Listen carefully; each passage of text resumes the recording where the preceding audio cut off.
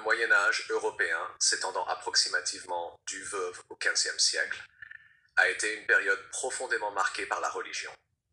La vie spirituelle dominait non seulement les croyances individuelles, mais également l'organisation sociale, politique et économique.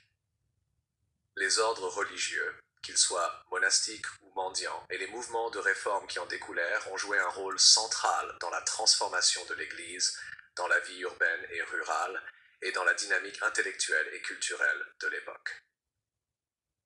Comprendre ces institutions et mouvements permet de saisir l'interaction complexe entre spiritualité, société et pouvoir dans l'Europe médiévale.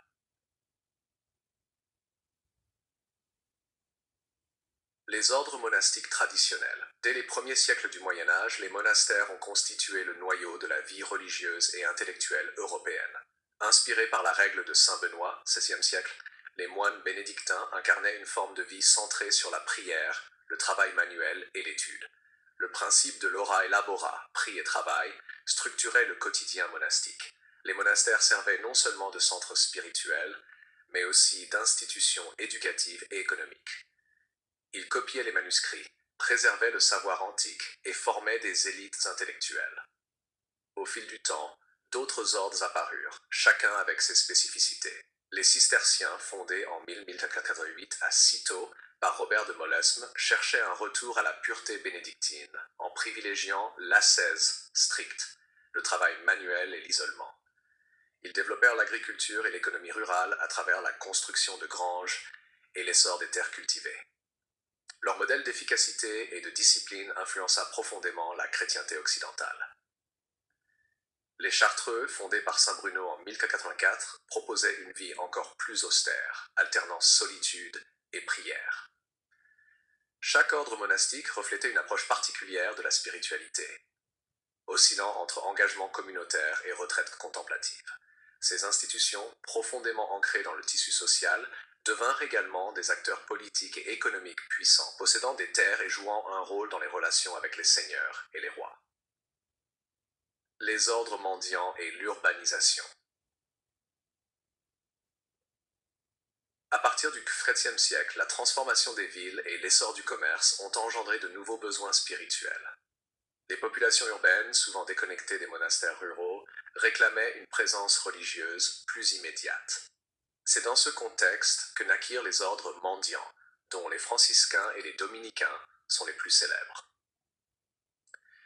Les franciscains, fondés par saint François d'Assise en 1209, prônaient la pauvreté absolue, la simplicité de vie et l'amour des pauvres et de la nature.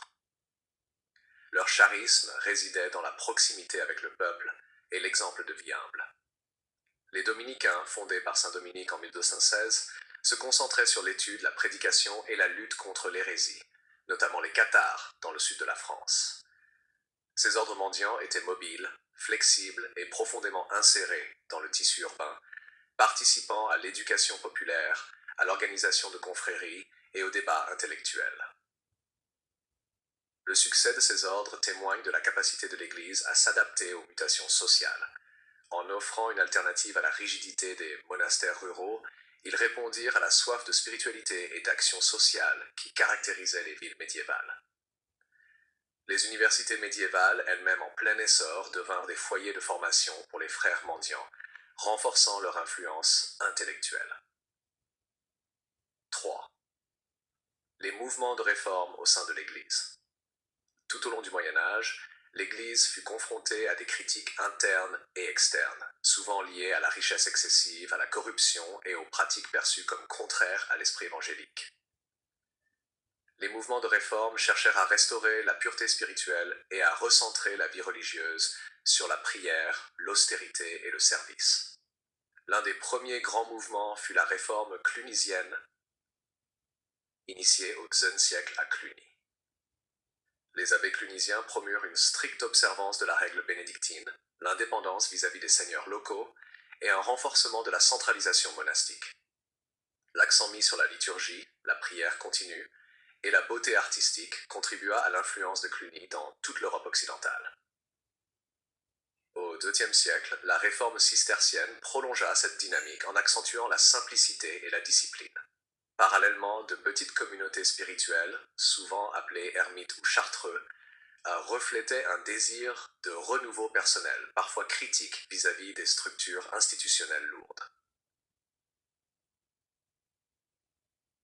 Car les mouvements populaires et hérésionnels, des mouvements populaires et hérétiques apparurent, cherchant eux aussi à purifier la foi chrétienne. Les cathares, présents dans le Languedoc au XVIIIe siècle, prônaient une dualité radicale entre le bien spirituel et le mal matériel, rejetant la richesse de l'Église. Les Vaudois, fondés par Pierre Valdo, insistaient sur la pauvreté, la prédication et l'accès direct aux Écritures. Ces mouvements, bien que souvent réprimés par l'Inquisition, témoignent d'une demande populaire pour une spiritualité authentique, non médiatisée par l'institution ecclésiale. Ils contribuèrent indirectement à la réforme et à l'émergence des ordres mendiants qui répondaient aux mêmes aspirations dans un cadre reconnu par l'Église. 5. L'impact intellectuel et culturel. Les ordres religieux et les mouvements de réforme eurent un impact profond sur la culture médiévale. Les monastères et ordres mendiants participèrent à la diffusion du savoir, à l'enseignement et à l'édition de textes sacrés et profanes. Les franciscains et dominicains, en particulier, jouèrent un rôle central dans les débats théologiques et philosophiques, contribuant à l'essor de la scolastique et à la fondation des universités. Par ailleurs, la réforme religieuse favorisa le mécénat artistique et architectural. Les monastères clunisiens, cisterciens et franciscains commandèrent des églises, des fresques et des manuscrits enluminés.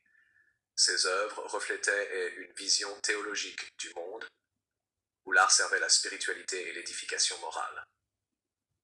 6. La centralisation et les réformes papales. À partir du XIe siècle, les papes entreprirent des réformes visant à renforcer l'autorité pontificale et à réduire les abus locaux.